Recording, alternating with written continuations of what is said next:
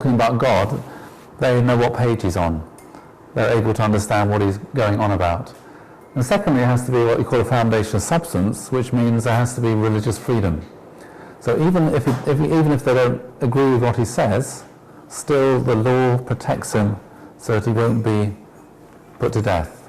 So there's two most important things: foundation of faith, they can understand what he's on about, and foundation of substance, which means religious freedom. So there's a possibility of him doing what he wants to do, and people, if they want to respond to him, can follow him freely. So here, when we look at European history, we can see there have been very few instances where it's been like this, where there's been this sort of religious freedom. Anyway, this is as far as we got. The last thing we were looking at was about the Crusades. And so we're going to be looking at what's been going on here. So as we looked at it, we could see there are many, many parallels to what went on in Jewish history. And so what went on next is a period which is called the Papal Captivity and Return. So when we looked at the coronation of Charlemagne by Pope Leo III, he talked about this donation of Constantine, where the Pope claimed that all the authority of the Roman emperors had been transferred to the papacy. In other words, the Pope then had the authority to crown Charlemagne as the king of the Romans and the Holy Roman Emperor. So if he had the authority to crown him, it also meant he had the authority to depose him. And so this then became a theme running through the whole of European history up until you still get echoes of it in the, today even. Anyway, so there was a pope at the beginning of the 14th century, Boniface VII, and he issued a papal bull, and in this papal bull he retracted all the privileges that the French king had been given by previous popes. And then he ordered the king to come and appear before him at the council in Rome. And the basis for this, he said, God has placed us over the kings and kingdoms. So the Pope then claimed he had the authority to order the French king to come to Rome and to, be interrogated on how he was doing. Anyway, do you think the French king was too pleased with this? No. So he wrote back and he said, "Your venerable conceitedness may know that we are nobody's vassal in temporal matters." And so he decided he had enough of this. Because the Pope, as I said, talked about last week, the Pope had done the same sort of thing in Germany and broken Germany up into lots of little principalities because he didn't want the emperor running the whole of Germany. So, sorry? No, that's just the opening. You can imagine how it goes after that. Anyway, so what he did is he called, the sort of French Parliament, the States General together, and they all supported his position. So then the King of France accused the Pope of committing all kinds of dreadful sins. He accused the Pope of being a heretic and a witch, and he ordered him to appear before the council. And so the Pope, in response, said, "It's necessary to salvation that every human creature be subject to the Roman pontiff." In other words, every human being has to be underneath the Pope in order for them to be saved. If they're not under the Pope, there's no salvation for them. And so he was going to excommunicate the French king, the King of France, and he was going to, depose all the clergy in France. And so, anyway, this is a really serious matter, because for an ordinary believing Catholic, if you couldn't have the last rites before you died, then there's a possibility you wouldn't go to heaven. If your whole country was excommunicated, kind of scary stuff. Anyway, so what happened then is that the king, French king, he sent somebody off to Rome, and he sort of basically attacked the French, attacked the Pope. And then a few days later, the Pope died. He was a bit shocked by this. Anyway, so then a new Pope was elected, and this is Pope Clement V. Thank you. And he decided he was going to, to move the papacy from Rome to Avignon, because basically the papacy is controlled by different families within Rome. And for example, the previous pope, he declared a crusade against one of these families because one of the cardinals was threatening his position. And so it was incredibly political. The whole papacy is dominated by Roman politics, by different families trying to gain control of the papacy, and of course all the power that came with that, the power to control the whole of the Christian church. And anyway, so Clement V, he decided he wanted to try and escape from this infighting that was going on in the families, and so he decided to move over to France. And the idea here was that just as a lot of Hebrews, the leaders, the elite from the Jewish people, they went to exile in Babylon, and while they were there, they reflected upon their situation, they purified themselves. And so when they went back to Jerusalem, they had a new start, a new beginning. But when the papacy moved to Avignon, instead of doing that, actually started to take on the customs and traditions of the French court. And so they started to become, it's supposed to be purified, as I said, but they became even more political, and the papacy then became even more centralized in terms of trying to control the rest of the churches, and very much involved in grabbing money. And also became very attracted to luxury, a luxurious way of life, as I said, just imitating the life of the French court, and became even more corrupt than they were before. And so eventually, Pope Gregory XI, he decided it was time to move back to Rome. But the year after he got to Rome, he died. And so, where's my little mouse gone? There it is. And so there we are. 1309, they moved from Rome to Avignon, and 1377, almost 70 years later, moved back from Avignon to Rome.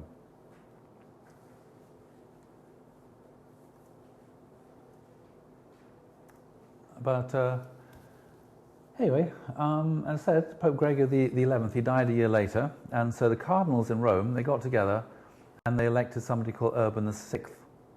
But then he behaved rather badly, very quickly started to behave badly, and so the cardinals decided they didn't like the way he was behaving, so they went back to Avignon, a lot of them, and they elected somebody called Clement VII. Whoops. And so Clement VII then, go back. Sorry about this. Yeah, and so somebody called Clement VII became the Pope. And so now there were two popes, they're called a papal schism, a pope in Avignon and a pope in Rome. And of course, both of them claimed to be the true pope. Both of them claimed to have the authority to decide whether somebody could be saved or not saved.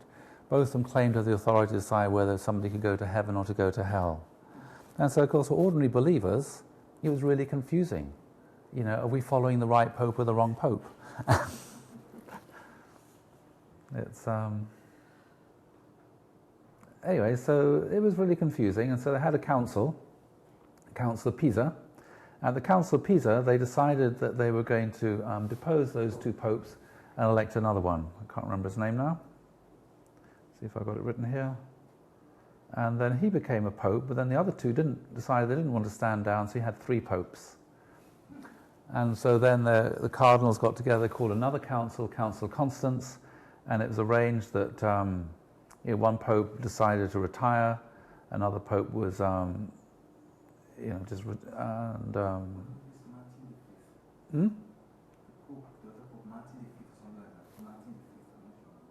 V, yeah. Sorry, what about Martin V? No, I said the third pope anyway, really. Yeah, well, there was was it Martin V? I can't read it. Yeah, sorry. Anyway, so one abdicated, one resigned, and the other one was basically excommunicated, and so they elected another one, and so finally things were back where they're supposed to be. That was Martin V, was the one who was decided by the Council of Constance. But let's have a look and see what was going on here. What else is going on? Well, in different parts of Europe, some people, as I said, there's a huge amount of confusion, and some people became very upset with the kind of corruption and the kind of luxury and the kind of things that were going on, where people, where popes would promote to become bishops their nephews and their, I was going to say nieces, but not nieces, their nephews, and sometimes they had children. and all sorts of things, a lot of corruption, using trying to keep the control of the papacy within the family and all the power and wealth that went along with that. Anyway, so a couple of reform movements started in England, particularly. Somebody called John Wycliffe. He was a professor at Oxford University, and he spoke out against this corruption, and he organised a translation of the Bible into English, and he inspired someone in Czechoslovakia called Jan Hus from Prague, and founded what later became called the Moravians. And he also spoke out about the church corruption, all the kind of problems which he could see within the Catholic Church. Anyway, the Council of Constance, it was called by the Holy Roman Emperor, and he was the one who presided over it because he wanted to sort out the church to get rid of these 3 popes. There's just 1 pope. Anyway, the Holy Roman Emperor was also quite interested to know what Jan Hus had to say about the corruption in the Catholic Church. And so he invited Jan Hus to come to Constance to address the council and to tell them what he thought. But Jan Hus turned down the invitation. Why do you think? He's afraid for his life, yes. But anyway, the emperor said, don't worry, I'm issuing the invitation. I guarantee you a safe passage to Constance to speak, and I guarantee you a safe passage to go home again. And so Jan Hus thought, well, if the emperor has promised me a safe passage, then I'll make use of this opportunity to go and speak to them. So he went to the Council of Constance, he addressed the council, all the cardinals and bishops and archbishops, and he told them what he thought was the matter and all the problems and the corruption within the Catholic Church. They were so outraged, they took him outside the council and they burnt him at the stake, even though he'd been promised a safe passage. So what do you think about that? So you can imagine, is the foundation to receive the Messiah here? No. So what would have happened if the Messiah had been born into medieval Europe? He would have been burned at the stake. Because there's no, they're very, very religious, but very, very narrow.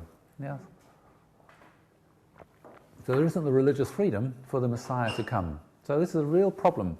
God's been working throughout European history to try to create the foundation so that he can send the Messiah, so that there's the opportunity for the Messiah to say what he thinks, and for the people to be free to follow him, and for him not to die.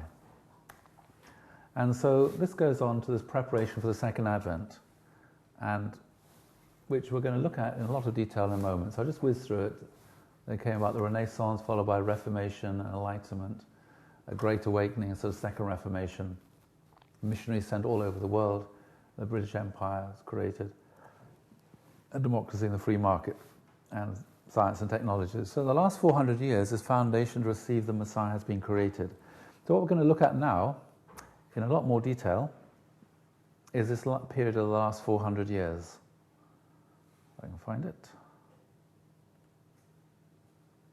So any questions up until now, that little bit? So left over from last week, really. What about the parallels, for instance, when Ezra the scribe went back to Jerusalem? Then, I remember reading, for instance, that he spoke to the people who had settled in that land, and basically told them that they would have to separate from their foreign wives, etc. Yes.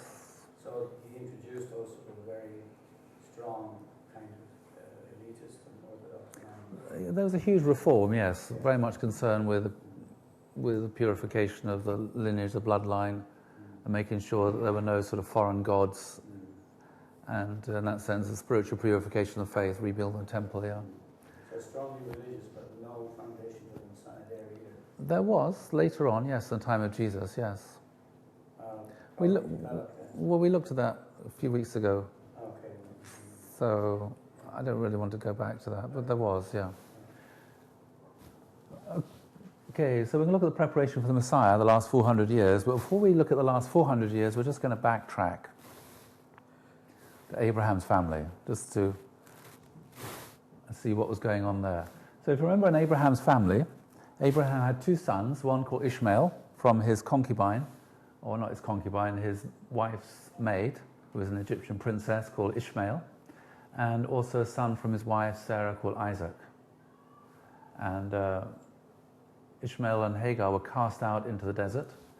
But then God said to Abraham, I will bless Ishmael and make him fruitful, and he shall be the father of 12 princes, and I'll make him a great nation, and I'll establish my covenant with Isaac.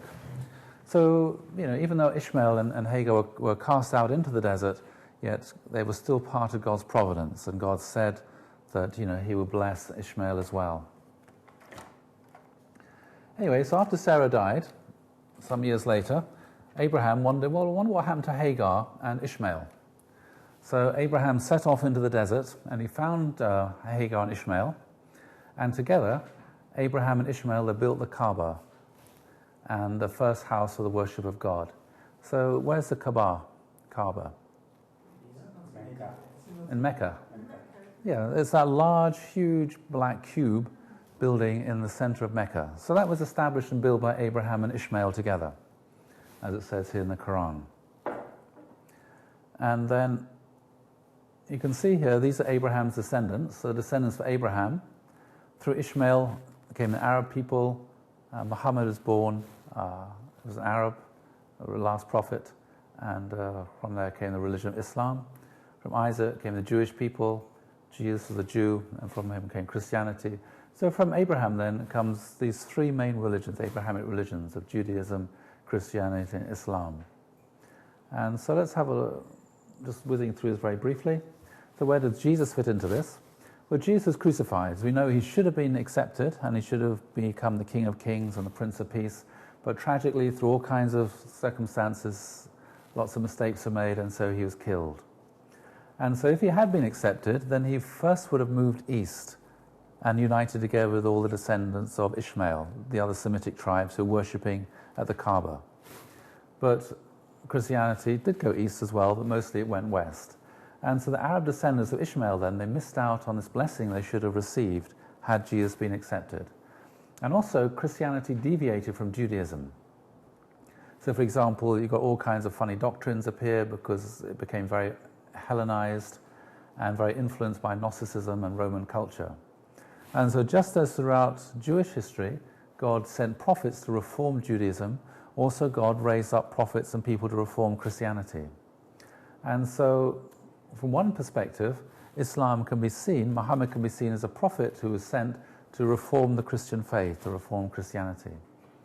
And so he was born in 570, and Muslims see Muhammad as the heir of the promises given to Abraham, Moses, and Jesus. So they see Muhammad and Islam as being the heir to all these promises. From their point of view, Judaism failed, Christianity failed, and so God's providence moved to Islam. And so Islam spread incredibly rapidly. We'll have a look at a map in a moment. And it spread basically through Arab armies that swept very rapidly through the whole of North Africa, into Spain and briefly into France. Also went east throughout the Middle East. And this was a sort of jihad to establish Muslim hegemony. And then, sorry? Jihad is a sort of, it's like a struggle, basically. It means a struggle in the way of Allah. And so it's like a sort of, can be like a sort of internal struggle to overcome your fallen nature, but it's also, if you see evil in the world, it's like a jihad to overcome evil governments and things. Muhammad called them two jihads. Yes. The greater and the lesser. Yeah. And so, anyway, so the Arab armies swept very rapidly over the whole of North Africa and Spain, and then following on in their wake came Muslim missionaries who converted a lot of people to Islam. And one of the reasons why people were able to, all the people living in North Africa at this time, they were all Christians. People living in Spain, they were all Christians. People living in the whole of the Middle East, they were all Christians. But very rapidly, many of them converted to Islam. So the reason why they converted very rapidly to Islam is because Muslims believe that Jesus was the Messiah. They also believe in the virgin birth. There's more written in the Quran about Mother Mary than there is in the New Testament. And so from the perspective of Christians who are living there in the 7th, 8th century, they saw Islam as a reforming movement within Christianity. A very, very clear doctrine about the oneness of God, the monotheism, whereas a Christianity become complicated doctrines about the Trinity and the divinity of Christ, and very, very complicated doctrines which, as we looked at last week, disturb the whole of Christianity, a lot of infighting. But for Muslims, there's only one God, and Jesus is a human being. He's the Messiah. He's a word from God. But and so that's why and also Muslims are waiting for Jesus to return at the end of the world. So as I said, at that time it wasn't seen as a separate religion, but as a reforming movement within Christianity. And it spread very, very rapidly, as you can see here. That little bit in purple is sort of Christian area. The extent of Christianity at that time was that sort of, is that purple, that colour there? Yeah. I'm colourblind. Whereas Islam spread from down there, Mecca, very, very rapidly throughout the Middle East there, and through North Africa into Spain, then into Afghanistan, this whole area very, very, very quickly.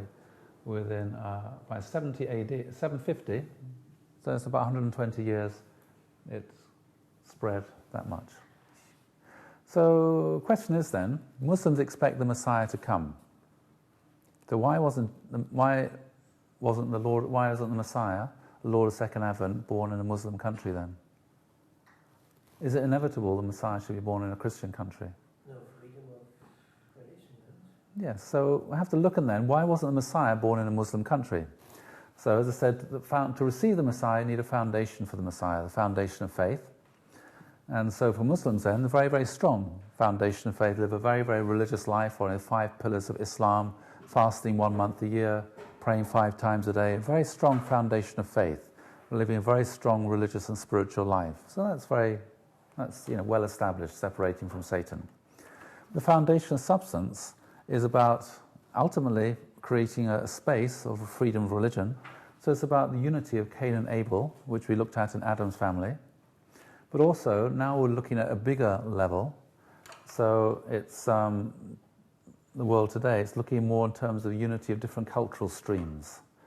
For example, internal and external, for example, faith and reason, science and religion, or what we call Hellenism and Hebraism, which also need to be harmonized. So have a look at Hebraism and Hellenism. So the original nature of a human being, we have 2 different aspects. We've got an internal character and an external form. And these 2 should develop in harmony with each other. But when we look at the development of Mediterranean civilization, it looks like one civilization developed more Hellenistic, with a more sort of a focus upon the external, upon science and the human body and humanism, and Hebraism, or the Jewish religion, much more focused upon God, the divine. And so what's necessary, because both of these movements are good, both of them are necessary to restore the original human nature. So they're both good, Hellenism and Hebraism. I'll explain what they both mean in a bit more detail in the next slide. Both are good and necessary, and both need to be integrated with Hebraism in the subject position. So the religious life should be subject over the sort of secular life.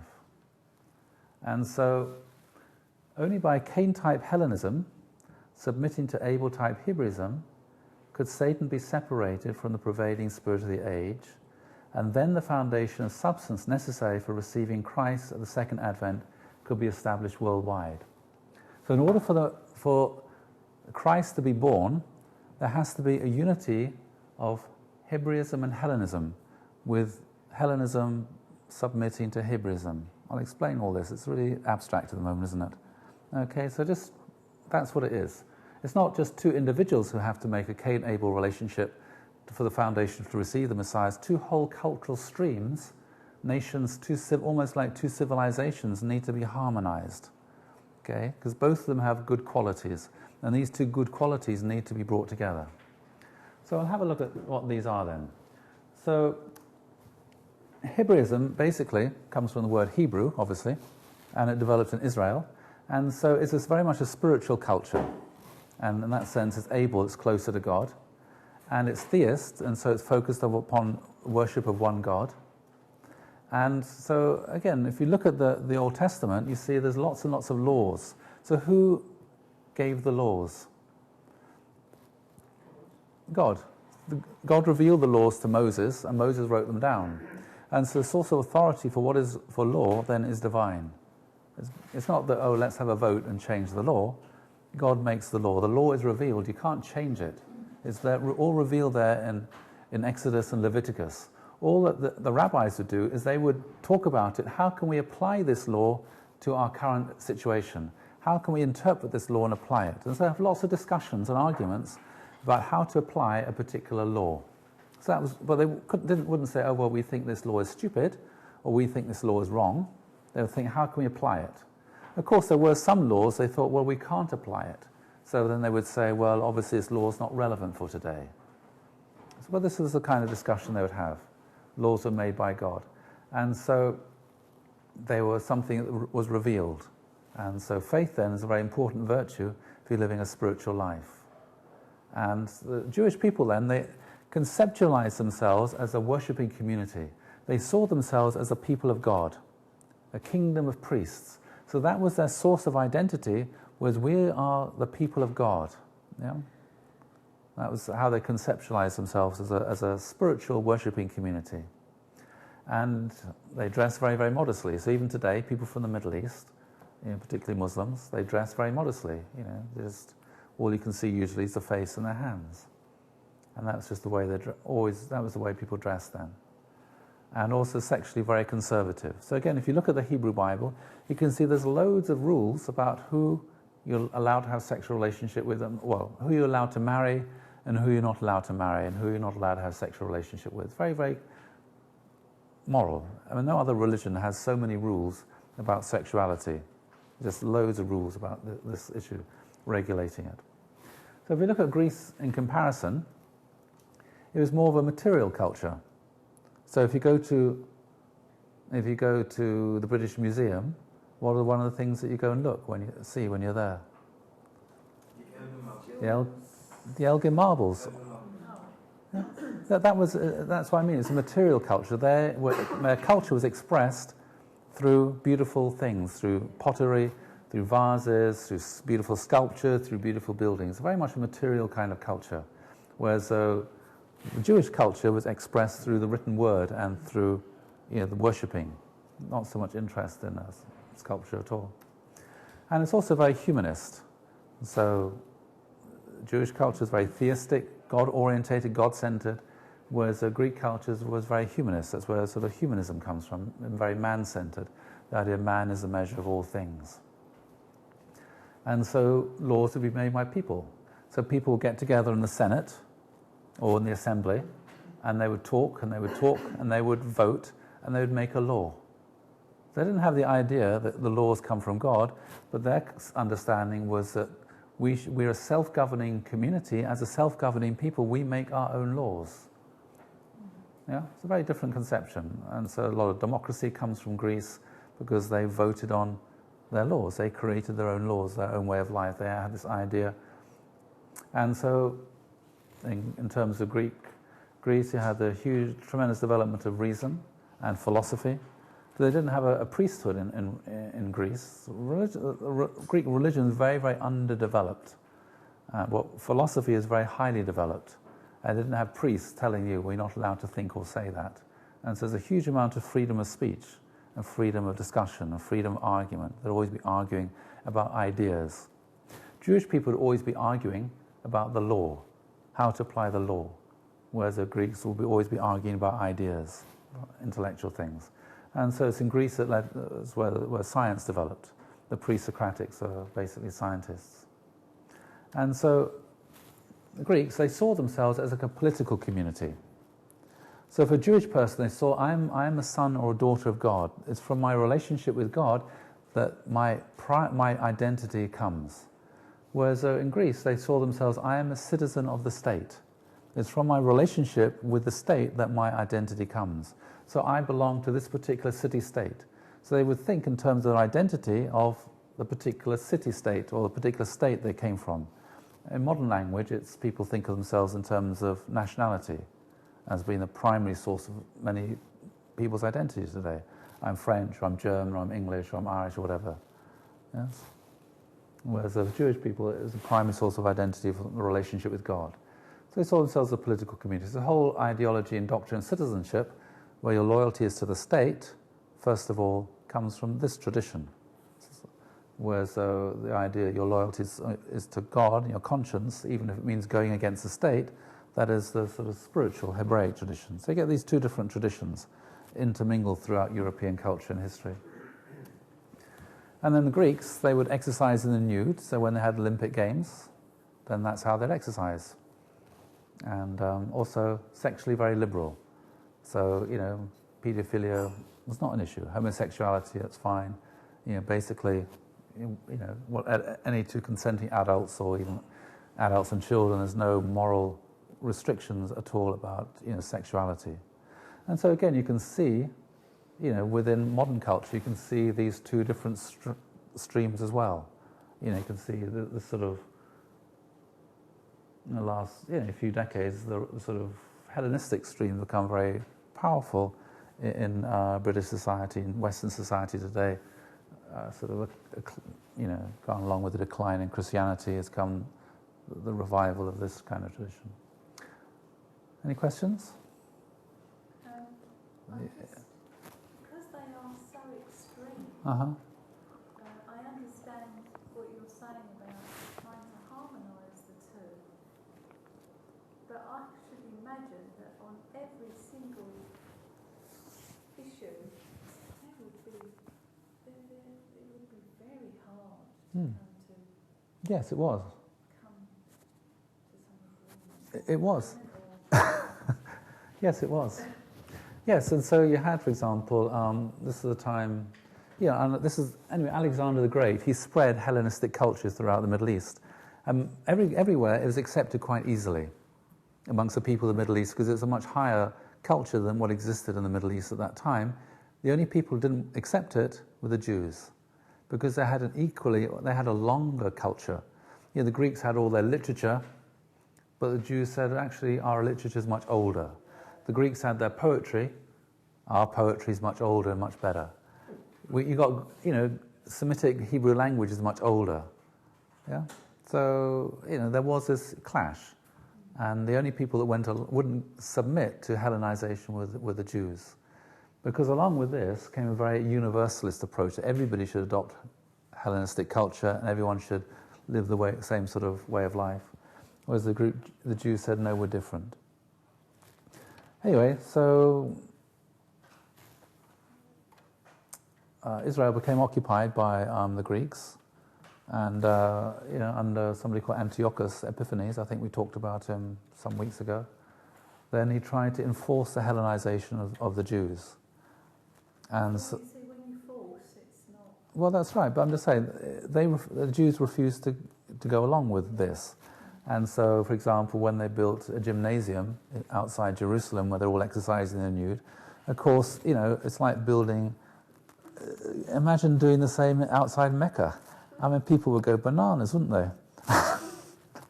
They're really upset, really deeply offended, And then, there's an attempt to, So from the Greek point of view, the human body was something incredibly beautiful.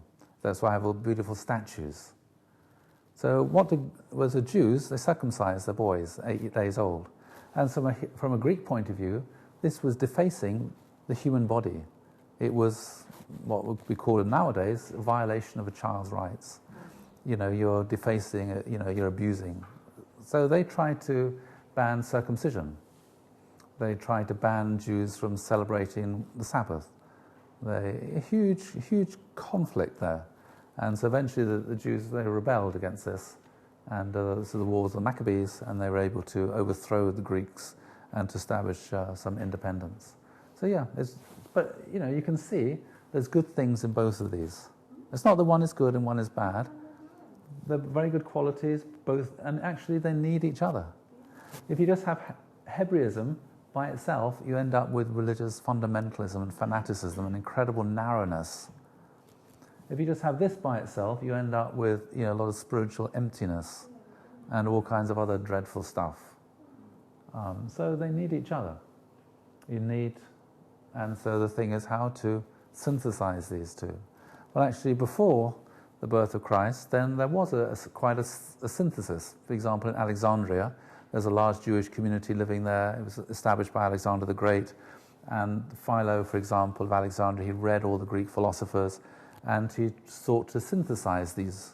And so, although there were Jews who completely rejected it, but there were Jews who could see the good things in Greek philosophy, and they sought some kind of synthesis of the two. And later on, people regard Christianity as an example of the synthesis of Judaism and Hellenism, very much so. Anyway, so that's the thing, that's the challenge, how to get this synthesis. So let's see what happens. So we're just looking, as I said, at Islamic history here for a bit. So Islam, it spread into Spain, and then, which Muslims often still today still call Al-Andalus, and there's a caliphate of Cordoba was established, and this was one of the golden ages of European history and culture. It wasn't the whole period of Islamic rule, but there was a certain period of a few hundred years where there's an extraordinary flowering of culture, of science, art, architecture, philosophy, libraries, medicine, astronomy. And this is, I think it's at Granada, isn't it? That one at the top there. What's it called again? Can't remember what it's called. And these sort of extraordinary buildings which are still standing there in Spain today. So let's have a look. And also Spain at this time was relatively tolerant of Jews and Christians. And so the reason why Spain developed in this way and was so, this extraordinary flowering culture was a synthesis of Islam and Greek philosophy. So we'll have a look at this. So how did Islamic thought develop? Well, the greatest piece of literature in Arabic is the Quran. There's no literature, pre-Quranic literature around. It may be the odd poem, but Muslims, all Arabs will say the Quran is the most perfect piece of Arabic literature. It stands head and shoulders above anything else that's ever been written in Arabic before. So in that sense, the whole of Arab and Muslim civilization and culture rests upon the Quran. Okay. Anyway, Al-Farabi, he was from sort of Persia, that sort of neck of the woods.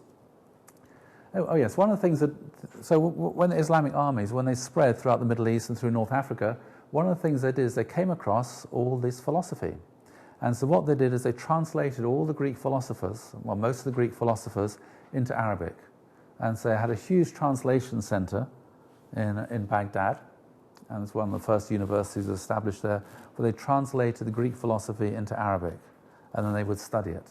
And then they tried to, not just the philosophy, but also books of architecture, some Muslim architectures based upon the Greek architecture. Basically the Muslim world inherited the whole of Greek civilization and culture. And then people like Al-Farabi, as an extraordinary person, he sought to synthesize revelation, the Quran, and philosophy, because he saw revelation and philosophy as two ways to the same truth. And so he was one of the sort of founders of Islamic culture, very early on, as you can see, 100 years after, a couple of hundred years after Islam started. Another great Muslim philosopher, Avicenna, in Uzbekistan, he was again a polymath. He was an extraordinary physician and philosopher and scientist, and did all sorts of things. Can't remember what he did now. And so a lot of yes, that's right. So he wrote so Avicenna, he wrote the standard medical texts that were used in Europe in the Middle Ages. So most of our medicine comes from here, Uzbekistan, and he also is trying to synthesize Islam together with Aristotle. And then, overshot. And then there was somebody called Al-Ghazali. He was also a brilliant philosopher, but also he became very influenced by Sufism, and so he systematized Sufism and wanted to synthesize Sufism together with philosophy. But then he went and had a look at Avicenna, and he criticized Avicenna, and he wrote a book called The Incoherence of the Philosophers. And so he rejected Plato and Aristotle, and he rejected the insights of Greek philosophy. He said all you need is the Quran. Basic. I mean, it's a bit oversimplified here. But the basic approach was, if it's not in the Quran, then it's not. You don't need it. And then there was someone called Averroes born in Cordova in Spain, in the 12th century. He was also an extraordinary physician, mathematician, and jurist, and wrote lots of books on logic and psychology and politics and music and all sorts of things. And he also wrote he was a commentator on Plato and Aristotle. And later Aquinas and other people, they would use his commentaries on Plato and Aristotle. And then he, as I said, he sought to reconcile Islam with Aristotle. And so he wrote a book criticizing Al-Ghazali called The Incoherence of the Incoherence. So he's trying to, it was here with Al-Farabi, and then it went over here with Al-Ghazali, so he's trying to bring it back again. But this is what happened to him. He's exiled, his books are burnt, and he's disowned by Islamic scholars. And so Al-Ghazali then became the dominant philosopher for the whole of Islam up until today. And so basically Islam then, it had Hebraism, incredibly strong spiritual life and religious life, but they rejected Hellenism. They rejected the insights of the philosophers. And so the result of this then was a very limited religious freedom. So there's no foundation to receive the Messiah. And so personally I think that it's from this point when they rejected that, gradually Islamic philosophy and culture started to, it wouldn't allow new insights and new ideas to come along. And so it's the beginning of a sort of cultural, economic and political decline. And also I think one of the reasons for the current, Islamic extremism. Anyway, it's another person, also born in Spain, Maimonides, also born in Cordova, and he was Jewish, and another Muslim group from Africa, the Al-Mahadis, they invaded in 1148, and they were very, very fundamentalist, and they wouldn't allow the sort of religious toleration and freedom which existed under the previous dynasty, under the previous caliphate. Anyway, Maimonides, he's a physician, a philosopher, and also a commentator on the Mishnah, which is the commentaries on the Torah, and he learned a huge amount from Averroes, and he also tried to achieve a synthesis then between the Torah and Aristotle. And he wrote a book called The Guide for the Perplexed. Yes, that's right. And so he achieved the synthesis then between Hebraism and Hellenism. And so his ideas became the basis for Orthodox Judaism up until today. So there's extraordinary flowering in Jewish culture, which is still extraordinary in the world today. There's extraordinary flowering Jewish culture in terms of music and art and education and everywhere. It came on the basis of this synthesis by Maimonides. But does Judaism have the foundation to receive the Messiah? Well, they achieved the synthesis of Hebraism and Hellenism. As I said, it's the basis of Jewish culture and extraordinary contribution they made to world culture and civilization, but they didn't have their own country.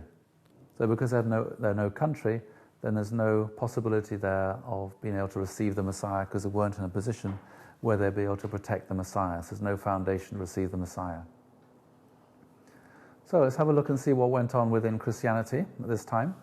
Similar time, in the Middle Ages, there's an extraordinary person called Thomas Aquinas, and one of the greatest philosophers in European history, and he was a theologian and a monk, and he then also, because as I said, the Greek philosophers, they were translated into Arabic, and they were brought to Spain, and then in Spain they were translated,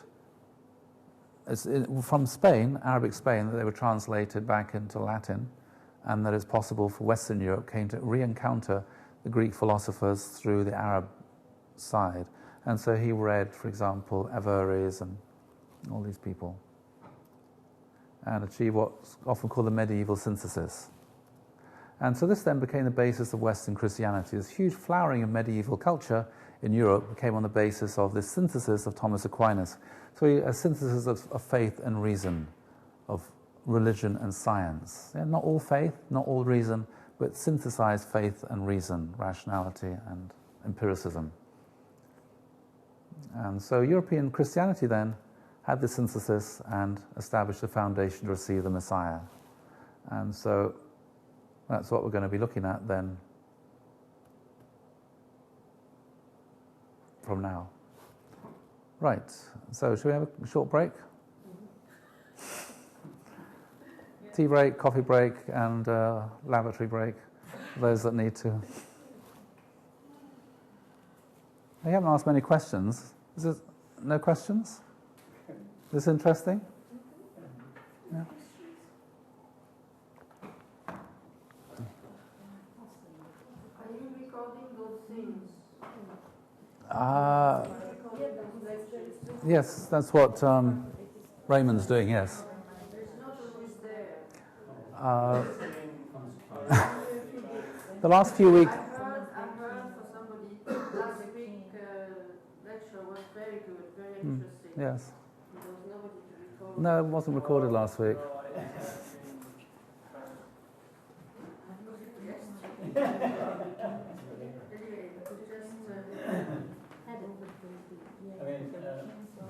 mean, they seem to be dealing with Aristotle. I mean, is there any particular reason why? I mean, we know Aristotle was really he was more scientific. I mean, what would be the relationship, for instance, between Aristotle and Plato? I mean, Plato was a student of Socrates. Yes. But Aristotle was somehow, He was a student of Plato. but he wasn't the inheritor. Who? Aristotle? As the kind of one who allowed Plato. No, I mean Aristotle was regarded in the Middle Ages. Augustine was very much influenced by Plato. Augustine was basically a Platonist, whereas though Aquinas and others, they were Aristotelians. They regarded Aristotle as the master. And the Muslims also regarded Aristotle as the master. And personally, I think of the two, Aristotle is by far the greater philosopher. Platonism leads to totalitarianism.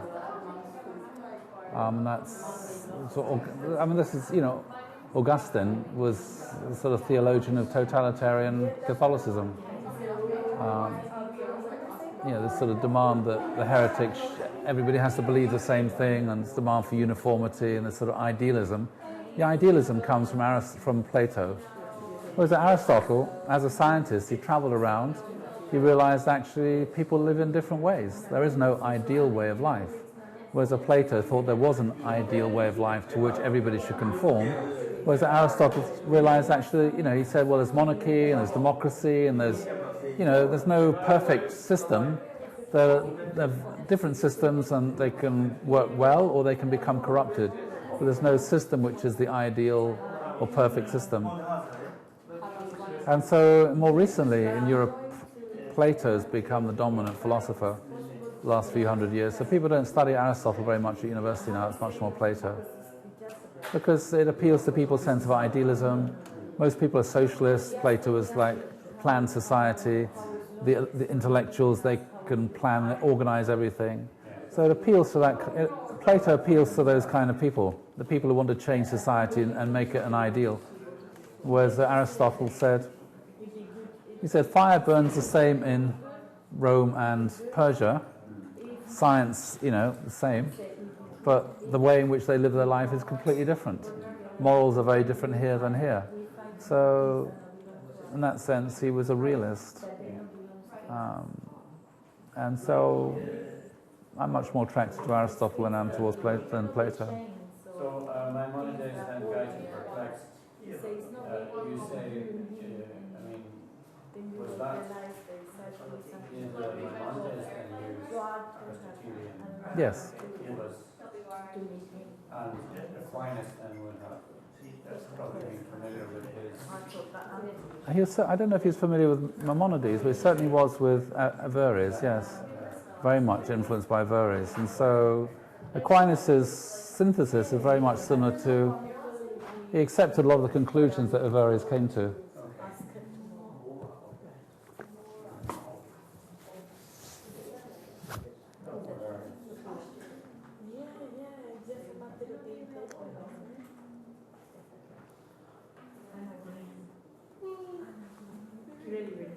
I'm ready. Shall we start? Okay, so we're going to have a look now at European history. I hope you like history. Anyway, so with Aquinas then, it was a good thing, this synthesis. And there's a huge amount of intellectual development at that time, and quite a lot of intellectual freedom in Europe at that time. But the problem is, though, as we looked at before, the medieval church became increasingly monarchical, trying to control the whole of European society, trying to enforce certain beliefs upon every people. And if some people came up with different beliefs, then they would be excommunicated. There would be crusades against the heretics. Not all the crusades were directed towards liberating Jerusalem. There were crusades against the Cathars, which is a civilization in southern France, which was wiped out by the papal crusades. So there were, these crusades were direct like that. So the medieval church then became very ossified, became very stagnant in that sense, and be very hard for people to change. And so God's work is to try to create the three blessings. So the medieval church then became a block towards God's providence. But just like, you have concrete, and given enough time, plants will appear through the hardest concrete. That's the way God's providence is. It won't be stopped. So if we look at late medieval society, and the sort of things that were going on, if you look at Alexander VI, for example, in the 15th century, he's a Borgia. He had 4 children by a mistress. And, he practiced nepotism and all sorts of things. And, anyway. So the original mind, as I said, was repressed and free development was blocked by feudalism. So medieval society is very feudal. There's what we call social stratification. People talk about a class society. It was just a lot more extreme then. And so, for example, if you're born a blacksmith, if your father was a blacksmith, then you were going to be a blacksmith. If your father was a carpenter, you'd be a carpenter. If you're born a peasant, that's what you were going to be. If you're born, and your father was a duke, then when you grow up, you're going to become the next duke. And that's the way it was. People were just born into a certain place within society, and they lived and they died there. They couldn't think, well, I want a different job. You couldn't say, well, my dad's a blacksmith, but actually I think I would like to become a fisherman. It wasn't like that. You were just born to that. No very little social freedom and very little economic freedom. And so very, very little social mobility. So you may have been born a genius, but you were stuck there. You couldn't develop your potential. So for how many hundreds of years did this go on? I mean, didn't it go on? About 800 years, something like this. It went on for hundreds of years, yes. In some places it's still like this.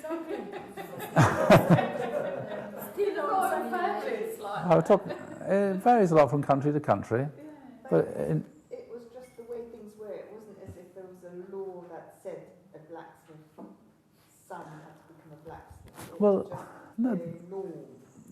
It was a norm, but also, there was a few people who did escape from this. England was relatively more mobile than lots of other places. But it was just, if you're in a feudal society, you had a lord and master. And you had to live in this particular piece of land. If you wanted to go to another village, you had to get permission. So going abroad wasn't, traveling to another country, it was going to another village. And you couldn't move. You couldn't say, well, I'm going to go and move and live somewhere else. You didn't have that freedom. There's no social mobility. You had to get permission because you belonged to the land. You were tied to the land. And there was laws to enforce this because because a feudal lord, he would hold his position from the king. So, for example, when William the Conqueror came, he imposed feudalism in Britain. It wasn't feudal before then. He conquered the country. So it meant the whole of Britain, whole of England anyway, belonged to William the Conqueror. And he parceled out all the land amongst his followers. And they became the lords and the dukes and the aristocracy. And they held this land because the king had given it to them, like on lease, not as freehold. Even today, the whole of England is a personal property of the Queen.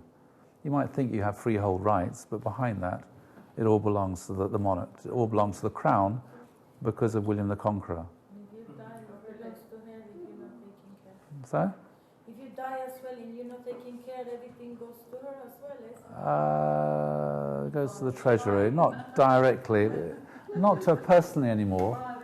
It goes to the treasury, yeah. But as I said, there are many things similar, like Cuba. Yeah. People who get educated in Cuba, Mhm. they have to ask permission to leave the country. Yes. If they're away from 11 months, they cannot go back. Yeah. So, That seems still. yeah, I'm just talking here about. I'm just talking about Europe. Yes, I mean in Russia it was like this until the middle of the 19th century. In different countries moved out of this at different times. Anyway, so you know, a lord of the manor, he'd be responsible for a certain piece of land. He'd have his peasants living there, and if the king wanted to declare war on somebody, he's responsible for mobilizing a certain number of men to fight for the king. So that's why he couldn't allow people to go and move wherever they wanted to. So it's all connected to defense and things like this feudal system. So very little social mobility. Also, when you look at the church at this time, the medieval church, it became very, very secular. And so the Borgias, you know, they had, you know, very much involved in power and wealth, and you know, priests would have sons at this time, and then the son would inherit the vicarage and all that went with it. And so the reason why the Catholic Church brought in unmarried priesthood was because of this problem of simony. That the priests would, you know, they were married priests, and they would pass the church on to one of their sons. And so becoming a vicar, becoming a priest was also inherited. It's all part of the feudal thing. And so Pope felt, a lot of religious people felt this is very corrupt. How can we change this? The only way to do it is not to allow priests to be married. And then when the priest died, then the bishop could assign a new person to that particular parish. So that's the main reason why the unmarried priesthood came in. I guess you can add there that they also started the service in Latin, so that people couldn't understand what was going on and had to rely on what the priest said about it. I mean, in Western Europe, it had always been in Latin, as far as I know. No? No? When, really? 13 something, it was in the language of the Oh, really? And it became... Oh, I didn't realise that. Thank you. Because I know in the Eastern Orthodox Church, it was always in the vernacular. I always assumed in the Western it was in Latin. That's the reason the Bosnian All right. Islam, some Muslims became Right. Muslims. Yes. Because they couldn't listen to the Catholic sermon in Sure. their language anymore. Right. Okay. That's right. Oh, thanks. Like it, so they That's interesting. changed religion. Yes. Okay. Sounds... Tremendous power to the church, because Yes. if you had a problem, Yes. you know, a domestic problem, Right. even, you would have to go, I suppose, to your local Right. priest. Yes. And whatever he said, you would. Well, it had a put in huge... status had a according with what he Yes. said. Huge amount of power, and also the church was incredibly wealthy, because people would leave land to the church, and then the church then became a huge landowner, owned a huge proportion of the land was owned by the church. But because the armies were based upon the land, then the church then had a huge military, and that's where it got into conflict with the king. Anyway, it also became very, very ritualistic, very dogmatic, a lot of simony, buying and selling, you know, offices. And so from the point of view of a lot of people, there's a loss of spiritual authority. We also looked at the Crusades, how they were defeated, and also has led to loss of spiritual authority. And also, there's no religious freedom. We saw what happened to Jan Hus. And so this then is a real problem. So the path of restoration of the original mind was blocked.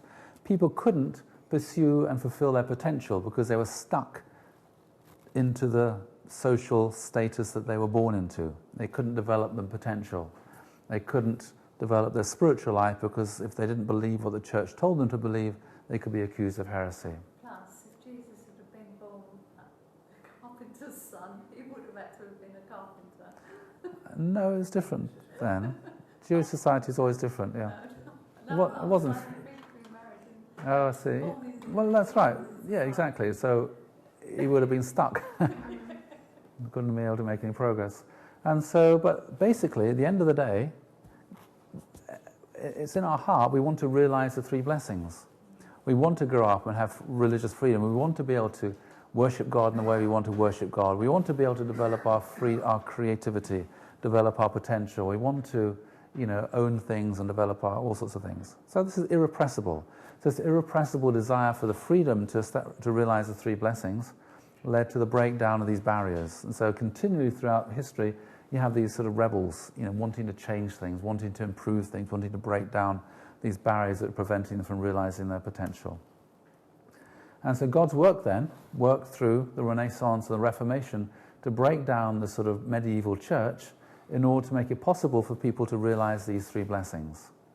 And so these 3 blessings, basically, the first one is to grow up and become mature, unity of mind and body. And this expresses you have the opportunity to be able to worship God in the way you want to worship God. So this is when you cash this out in real terms, it means religious freedom. People wanted religious freedom, the freedom to worship God in the way they wanted to. Also wanted the rule of law. So somebody couldn't come and put them in prison just arbitrarily. There had to be rules and laws. That's why I got the Magna Carta, Nobody can be put in prison unless he's found guilty of breaking the law by a jury of his equals. Just because the king doesn't like him doesn't mean the king can put him in prison. Yeah, there's a rule of law, and the law is there to protect people's freedom and to regulate society. And also property ownership. Again, people have the freedom to own their own land, to own their own house and things, which means the potential possibility of realizing the 3rd blessing. So, as I said before, coming back to this, only by Cain-type Hellenism submitting to Abel-type Hebraism could the Satan be separated from prevailing spirit of the age, then the foundation substance necessary for receiving Christ's second advent could be established worldwide. So you have these 2 movements, the Renaissance, which comes from a Hellenistic tradition, and the Reformation from a Hebraistic religious tradition. So Renaissance leads to the pursuit of science and philosophy and reason, and the Reformation to the pursuit of worshipping God and that sort of thing. So these 2 need to be harmonized and synthesized in order for the Messiah to come. So let's have a look at what was the impetus behind the Renaissance. Well, we're created to attain perfection by fulfilling our given responsibility of our own free will without God's direct assistance. So what does that mean then? Martin? That means what it says. Yeah. It means we have to become mature, we have to grow up without God helping us. We can't say, oh God, please help me to become mature. We have to grow up through fulfilling our own responsibility without God's direct assistance. Yeah. So it's like, you can go to school, a teacher can teach you. If you don't do the homework and you're sitting there in the exam and you don't know the answer to the questions, you can't put your hand up and say, Miss, can you help me please? You can't get help when you're in the examination. You have to do it without God's help. We're then to attain oneness with God and acquire true autonomy. So what's the word autonomy mean? Independence. Yeah, self-government. Nomi comes from nomos, law, so you're self-governing. You're independent. You become one with God, and you get true independence because you're one with God. And you just follow your original mind. So it's the calling of our original nature to pursue freedom and autonomy. So everybody wants freedom. We want the freedom to be responsible. We want the freedom to be able to make our own decisions, the freedom to be able to make our own mistakes, the freedom, and we also want to be self-governing and independent. So that's why I have all these movements for independence, where people want to be able to make their own laws instead of these laws be made by a bunch of foreigners. People want to be independent and master of their own fate and destiny. It's natural. It's our original nature. So a person of perfect character understands the will of God and puts it into practice through his own insight and reason without the need to rely on revelations from God. So when you become one with God, when you become mature, then you are wise and intelligent enough just to work things out for yourself based upon your reason and understanding. You don't need somebody to tell you what to do. Yes, you're a professional. You're able to manage things yourself. You don't need anyone to organize your life for you. You don't need even God to organize your life for you, because now you can just, you're mature through your own insight and reason. Hence, it's only natural that we pursue reason and understanding. That's why people want to get an education, want to understand the world in which they live, so they can make sense of it. And if you understand the world in which you live, then you can know, well, if I want to get there, then these are the decisions that I need to make to get there. We're also endowed with a God-given right to master the natural world, the third blessing, to tame and cultivate it, in order to create a pleasant living environment by investigating the hidden laws of nature through science. Hence, we value the natural world, we pursue science, and we esteem the practical life. So again, people want to develop their creativity, they want to understand the natural world, have dominion over it. And so this is one of the impetuses behind science, the desire to make sense of the natural world and to understand it, and to work out the laws behind it. So, where did the Renaissance start, anybody?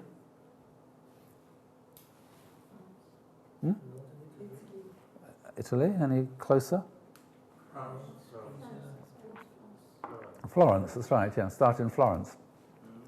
So it's an Italian city-state, and it started there, people say, in the 14th century. I mean, to the extent that people say there was a Renaissance, looking back in hindsight, people say, describe this as a Renaissance. The people in Florence, they loved freedom. They wanted the freedom to be creative and to pursue beauty, truth, and goodness. And so that's why I had this extraordinary flowering of art, the freedom to be creative. And so, instead of just painting the kind of pictures the church said you could paint, they wanted to be able to develop different styles of sculpture, different styles of art. And also they had good governance with the Medici patronage. And also a lot of Greek scholars and texts. So after the conquest of Constantinople by the Ottoman Turks in 1453, then a lot of scholars came from Constantinople and they brought a lot of Greek texts to the West. And they brought them to a lot of the Italian city-states. And so, people living in Italy and Europe, first of all in Florence, who hadn't come across these things before, they were so amazed by the extraordinary things that the Greeks had accomplished, and they wanted to imitate them, imitate Greek thought and culture. And so this then became the driving force behind the modern world. So the modern world started there in Florence, because you had freedom to pursue beauty, truth, and goodness, and good governance, which meant it's possible. And the church then wasn't able to control what was going on in a lot of these Italian city-states, because they prized their freedom and their self-governance a lot. So how was this expressed in art? Well, you have people like Michelangelo, this extraordinary sculpture of David, and you had Leonardo da Vinci, so a huge flowering happened. Anyway, if we look there, Renaissance humanists did not reject Christianity. And many of the Renaissance's greatest works were devoted to it, and the church patronized Renaissance art. So you can see here there's a synthesis then between the Renaissance and Christianity, a synthesis between Hebraism and Hellenism. The church had the breadth of mind to be able to recognize the goodness of all this stuff and to support it and encourage it. And a lot of the Renaissance artists, they were very profound and deep Christians who expressed their faith through this new artistic things that they discovered. And then science, you have people like Copernicus, talked about the Earth going around the sun. Kepler drew out the laws of planetary motion. Galileo, laws of nature, point out laws of nature mathematical, and you have Francis Bacon in England developed the scientific method. And again, there wasn't essentially a conflict. All these scientists, they were also religious people. So you had Galileo, for example. He said, I do not feel obliged to believe the same God who has endowed us with sense, reason, and intellect has intended us to forgo their use. So he was a very religious person. And he said, you can discover God by looking at two books. One is the Bible and one is nature, because God is also revealed in nature. And through studying the natural world, we can discover more about God. There was a conflict between Galileo and the church, because the church at that time was wedded. As I said, there was a synthesis between Christianity and Aristotle. Aristotle was a scientist with a very inquiring mind, whereas by that stage, a lot of theologians taken Aristotle as having almost the same authority as the Bible. If Aristotle said it, it must be right. So they treated Aristotle almost in a religious way. And so Aristotle's view about things was wrong from a scientific point of view. He got lots of things right, but lots of things wrong. So Galileo came up with this idea that, anyway, one of the Greek views was that everything revolved around the earth. And that's Aristotle's view, that Earth is the centre of everything revolves around the Earth.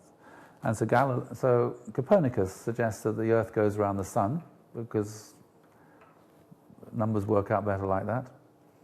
And then Galileo came along, and Copernicus was supported by the papacy at that time.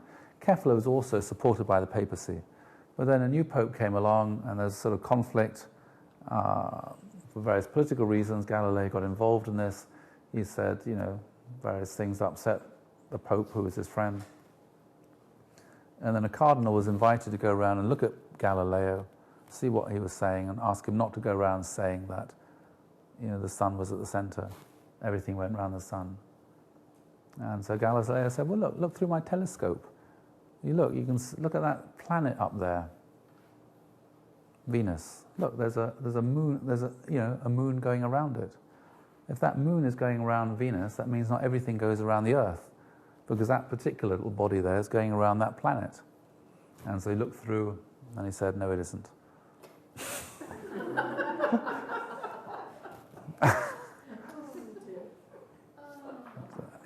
People can sometimes deny of things that obviously that they can see with their eyes for various political reasons. They feel they have to deny reality because it doesn't fit in for political reasons. And so, anyway, you got this conflict. But generally speaking, through most of European history, there's actually a very good relationship between the church and science. This Galileo instance is what people always talk about, and the reason they always talk about Galileo is because it was an exception to the rule.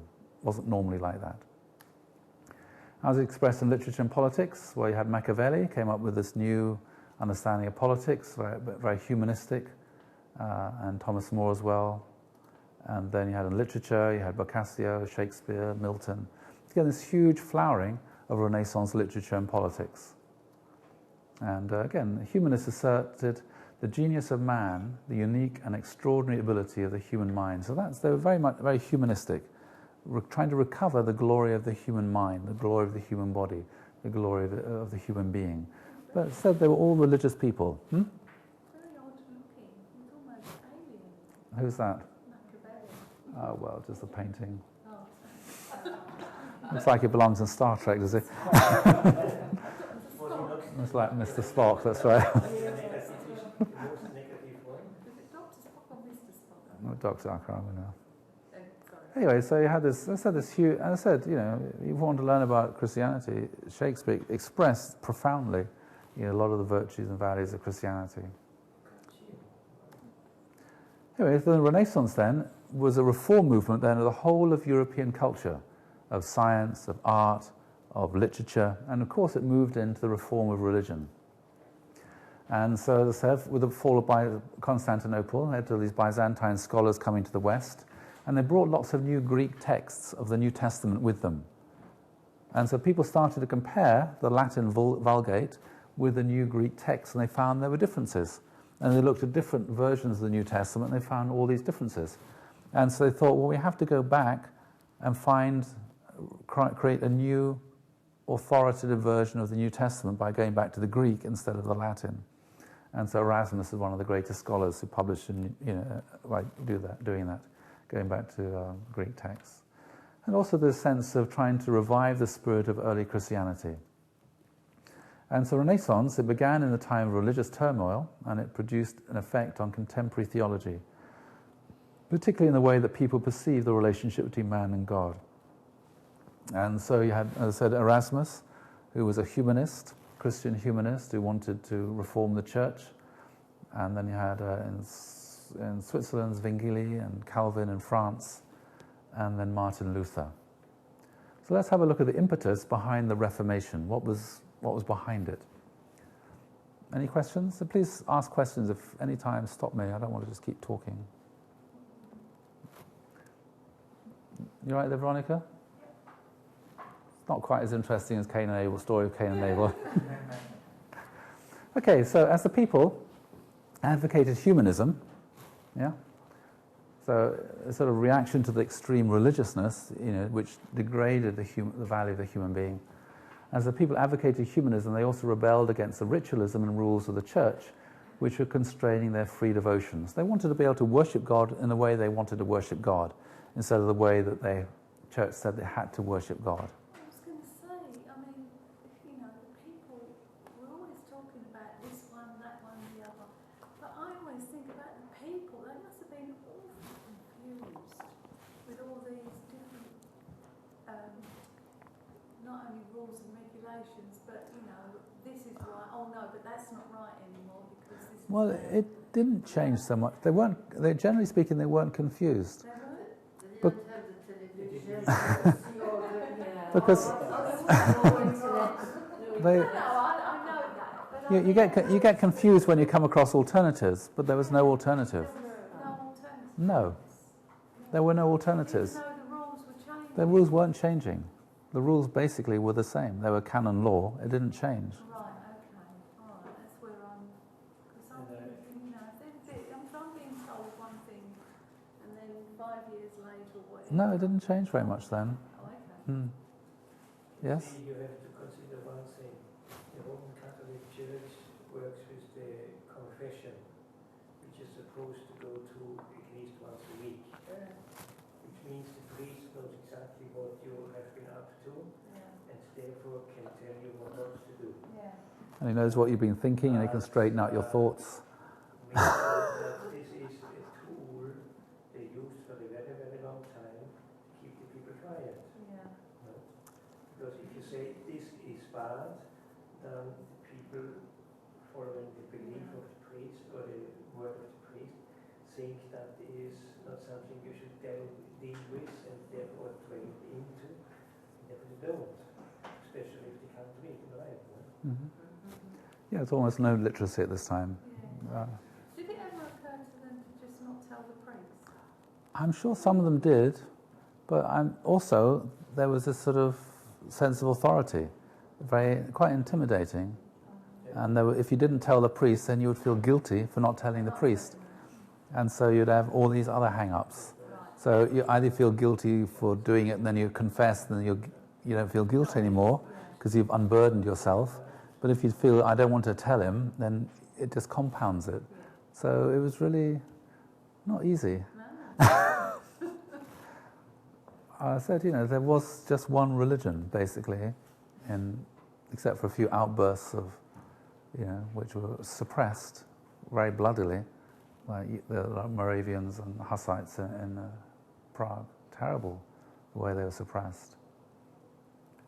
Anyway, so people started then rebelling against the ritualism rules of the church. That was somebody like Wycliffe. And they fought against the stratified feudal system of papal authority which deprived them of autonomy. So again, the Pope says, this is what you have to believe. You know, this is what you have to do. This is, you know, and the church then supported very much the feudal system. The church is also very, very feudal, as well as society, sort of mirror images of each other. And so anyway, it's not, when it says they, it's not everybody. Some people protested the medieval view that faith required unquestioning obedience to the dictates of the church in all areas of life. So again, you couldn't go around questioning the creed. If you question the creed and say, I don't believe in this part of the creed, I'm sorry, you know, you're stepping outside the bounds of acceptable belief and you're becoming a heretic. And you had all this sort of witchcraft trials, you know, of people who, oh, well, she's obviously a witch, you know, because she's talks too much, free thinker, speaks her mind, you know, she casts the evil eye on me, she's a witch, we'll burn her at the stake. So, you would have been burned a long time ago. And that's the way it was. It was horrendous in many ways. But a lot of people, they just accepted it, they went along with it. To be perfectly honest, most people, they just went along with it. They didn't question. Most people don't question, they just go along with it for a quiet life, an easy life. I just want to do this and this and this and this. You know, I'm not really interested in questioning this, this and this. It doesn't interest me. Most of the people are like that for most of the time, really. Anyway, they didn't like this idea of unquestioning obedience that dictates the church in all areas of life. Again, the Pope the priest can control the whole of your life. And you're denied the right to worship God according to the dictates of your conscience, based upon your own reading of the Bible. So you couldn't, if you read the Bible you had to read it in the way the church said you had to read it. You couldn't interpret it in the way you wanted to interpret it, because there was one correct way of interpreting the Bible. There's one correct reading of the Bible. So this is one of the reasons why it was kept in Latin. Because if it's in Latin, only the priests had access to it, and they knew how it should be interpreted. So you didn't want to let it get into the hands of these, people who might interpret it in their own way. And so the conscience itself, if your conscience deviated from the conscience of the church, you were wrong. Yeah. So they also questioned the otherworldly and ascetic monastic ideal which devalued the natural world, science and the practical affairs of life. And after these grievances, many medieval Christians revolted against the rule of the papacy. And so this is the sort of impetus behind the Reformation. Sort of disgust with the corruption, the otherworldliness, the valuing of human life, the sort of huge cathedrals which are extraordinary, but most other people were living in little hovels, as opposed to, this sort of thing. Too unworldly. So how is this expressed? Well, I said you have this John Wycliffe, who was a professor of theology at Oxford University, translated the Bible into English, and he said that the Pope nor the priesthood could determine the standard of faith, but only the Bible itself could be the basis of the standard of faith. If the church is teaching or doing something which is contrary to what's written in the Bible, it can't be right. The Bible is the standard of faith. And he denounced the priesthood for the decadence and exploitation of people and abuse of power. Anyway, so this was in 1324, which was some years ago, before the Reformation.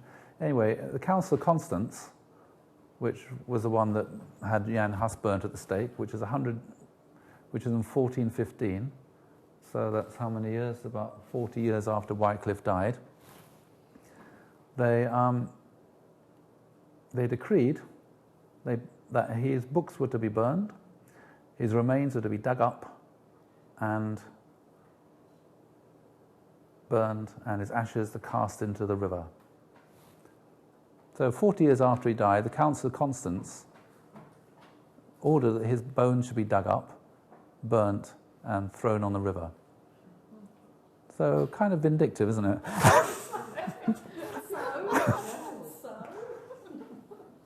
So anyway, so here's a person who inspired Jan Hus, a lot later, and we saw what happened to Jan Hus. And so you can see here, things aren't so good, in Europe at this time in terms of the foundation to receive the Messiah.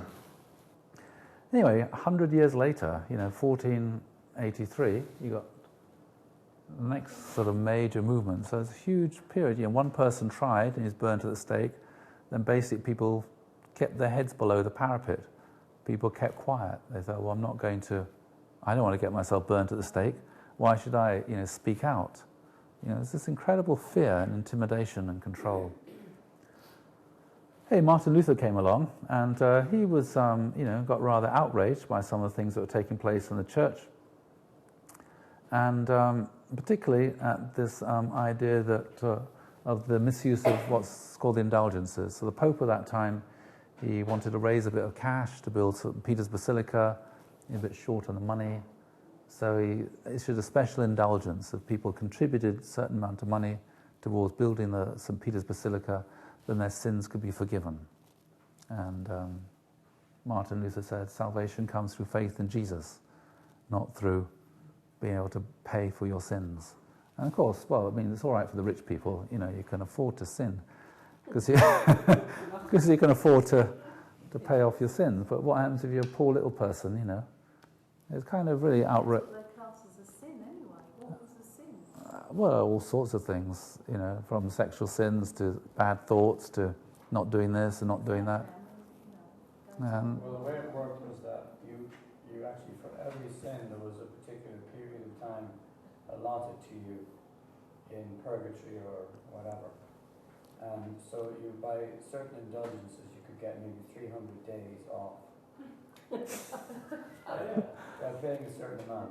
Mm-hmm. And if you were very determined, you could get even 700 days. Mm-hmm. If you pay more. So the more you pay, the more time off you get for out of purgatory. I'd love to know. You get to heaven that much sooner. Yeah, that's right. When I went to school, actually, we had those indulgences. Uh-huh. Like you had, in little brackets at the bottom was 400 days, Yeah. 300 days. Mm. And what was the sin? What was it? Well, I mean, we were never told specifically what it was, but, I guess it was all, but building up good credit was what was very useful. But you weren't told what you were. That's amazing. You weren't even told what a sin was. Anyway, so there's one person, he was a sort of the Pope's fundraiser, I think his name was Tetzel, and he came up with this little ditty, for every coin, when the coin hits the box, one's soul is released from hell. And so you could even release your ancestors through, and so it's a good wheeze, really.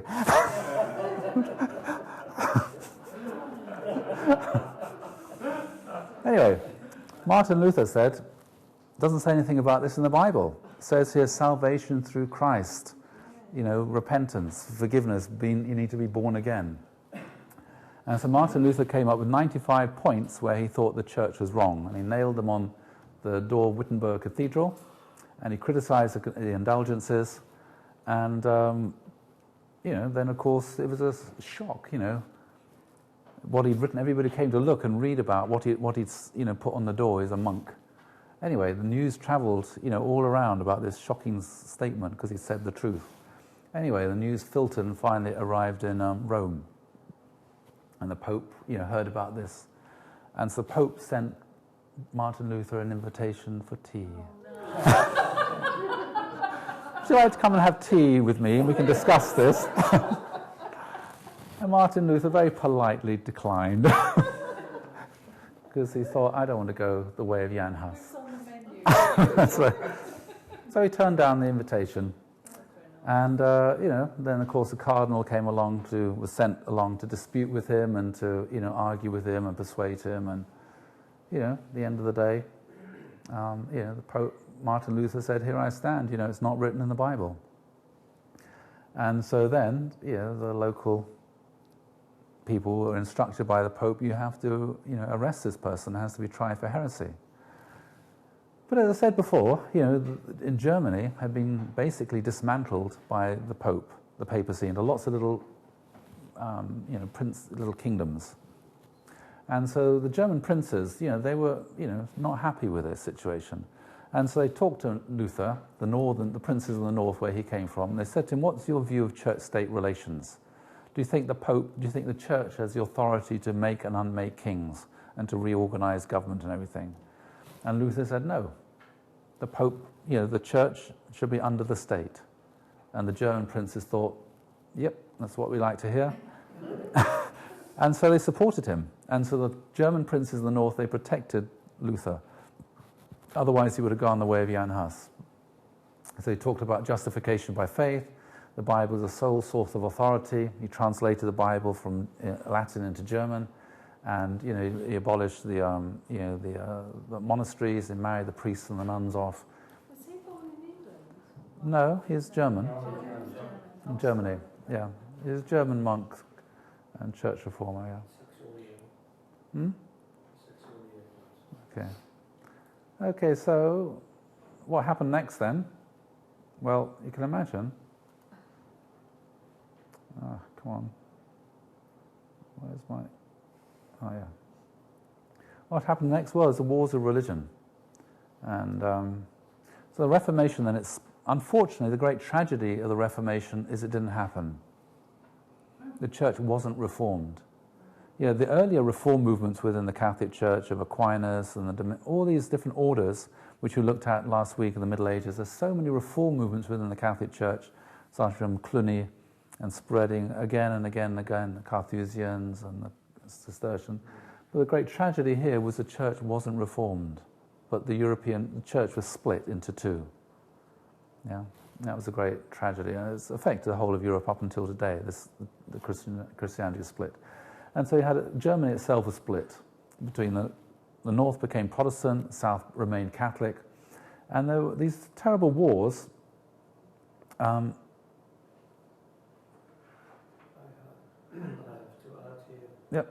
The south didn't remain Catholic; it was re-Catholicized. Sorry? Yes. Oh yes, that's right. Well, there were these incredible wars, and so backwards and forwards, and so it says here, that's right.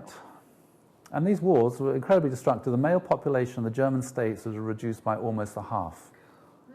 Of all of the Germans? Yes, because of the continual wars, incredible amount of destruction. The population in the Czech area declined by a third because of wars, disease, famine, expulsion of Czech Protestants. Sweden invaded Germany, and the Swedish armies alone destroyed 2,000 castles, 18,000 villages in Germany, 1,500 towns. The Swedes? Yep, a third of all the German towns are destroyed as a result of these wars. And so Germany was divided into many territories, and and this was again incredibly damaging. And The Swedish came down the Swedish army came down. it got as far as Vienna. The whole of Europe was convulsed by war. So when people say religion causes wars, this is what they're talking about. Most people can't remember it. They're just the idea religion causes wars. It sort of resonates from generation to generation to generation. And you can say, well, religion's all about peace, but somehow this saying, everybody remembers it. Because when this was the most destructive war in European history, was the struggle between Protestants and Catholics. And it engulfed the whole of Europe. Well, not the whole, not a place like Spain, but the whole of the middle of Europe there, Germany, and also affected Britain because you got the Armada and the things. It affected very much the relationship between Britain and Ireland. Yes, because Britain became Protestant, Ireland remained Catholic, so again that poisoned the relationship between Britain and Ireland. And and I said the whole of Europe then was divided. There's a 30 Years' War between 1618 and 1648, most destructive war in European history. And finally, they decided, we're running out of people, and so they had signed the Treaty of Westphalia. So a new political order was established, which is valid up until today, the idea of sovereign states. So you don't interfere in another state's internal affairs. That saying comes from the Treaty of Westphalia. You don't interfere. Also led to the decentralization of Germany, again, which wasn't recovered until Bismarck put it back together again. But also, the Catholics and Protestants regarded as equal. Basically, they realized the Catholics weren't going to convert the Protestants weren't going to convert the Catholics. So it came to a sort of de facto agreement of the basic equality of Catholics and Protestants. And basically, I said there was a division. In Germany, the north was Protestant, the south was Catholic. France remained all Catholic. It wasn't as if there was religious freedom in a mixture. You're either Catholic or Protestant. In Switzerland, for example, you can go there, and you go to little villages, and it tells you the name of the village, and it says Catholic. You go to the next village, and the name of the village, Protestant. And so... You haven't driven around Switzerland? Yeah, that's the way it is. It's interesting. Why couldn't they come to this Sorry? agreement before all the war? Pardon? Why couldn't they come to this agreement before? Well, because they thought they were right. Because it's a matter of religion. It's a matter of salvation. Yes. I would say the main basis for the Treaty of Westphalia was basically that either side could see they couldn't kill off the other one, and therefore they made peace. Yeah, it couldn't win. It wasn't possible to win. It wasn't about the religion, it was about the power, and therefore I can't kill you, so I have to deal with you. Yeah. So a huge proportion of the population within certain countries in Europe perished. It's horrendous. Anyway, so you had then the Calton Reformation, the Roman Catholic Church had the Council of Trent, where they tried to reform some things within the Catholic Church. Ignatius Loyola founded the Jesuits, who were sort of intellectual shock troops against the Protestantism. So if Protestant ideas are growing somewhere, the Jesuits were sent there to fight against the Protestant ideas and to make it Catholic again. So a continual struggle, to try, war between the Protestants and Catholics went on. And so anyway, you had this Renaissance and Reformation. As I said, there was a good synthesis there of Hebraism and Hellenism. And then you had the next period of European history, which was a sort of period of Enlightenment. And so, and again, there's a necessity to get this sort of harmony here between these two. So what led to the Enlightenment? Well, the Renaissance, as I said, it was a humanistic movement, again, very Christian, but it elevated the dignity of the human being and value of the natural world over devotion to God. So after a while, it sort of became a tendency where people became more humanistic, and they thought that, human beings and the value of the natural world was more important even than the worship of God. Just the balance changed slightly. It wasn't that they stopped believing in God, but they just became less religious, I suppose. And also Renaissance exalted the value of the human being and nature. So again, you have all these statues, like Michelangelo's statues and the paintings.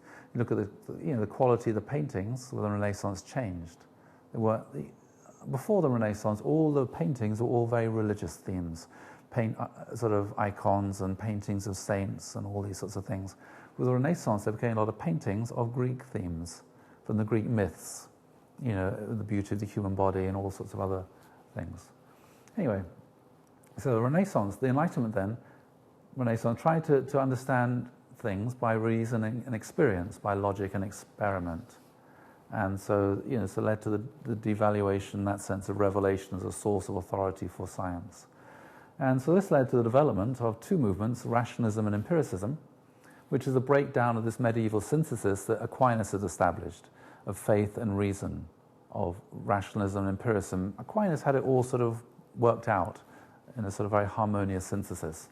But with the Enlightenment, this sort of broke down. And you had a questioning of values, questioning of traditions, questioning of doctrines. People say, well, that's what the church teaches, but is it true? Is it logical? Does it make sense? All sorts of tradition. Oh, just because our parents have done it, our grandparents, and etc., just because we've always done that, should we carry on doing this? Is this a good thing to carry on doing? Should we be following the cake of custom? Or should we try and do things differently? Try and create some different thing. And so Revelations rejected the sole authority.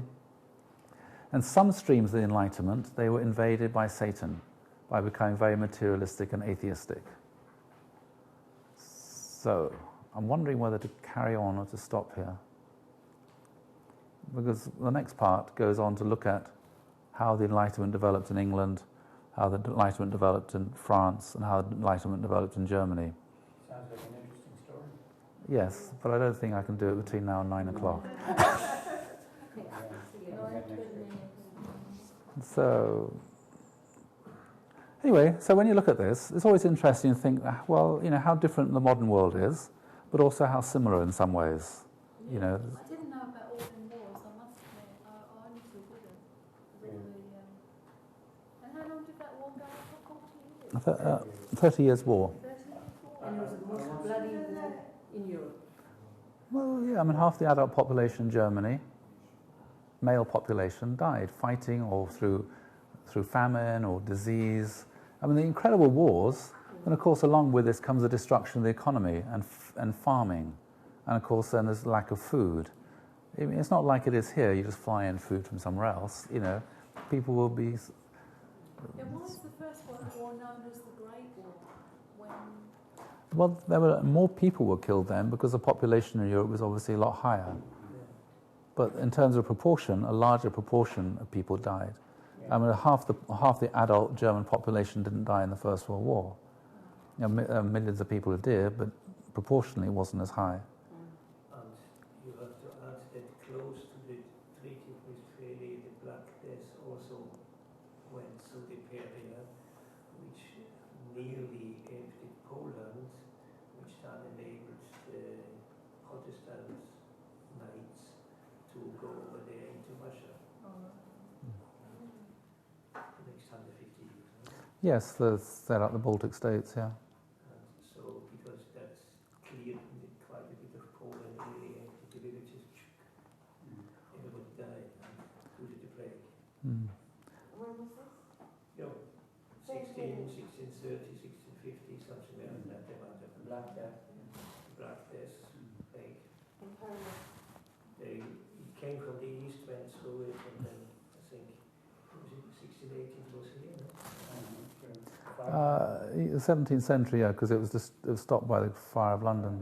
So in the 1660s was the Black Death, yeah, the plague, or no, it's a plague. You can calculate The plague, yeah. 10 years earlier in Europe. No? Yeah. So it was. And it was very severe, no? Mm. Severe, yes.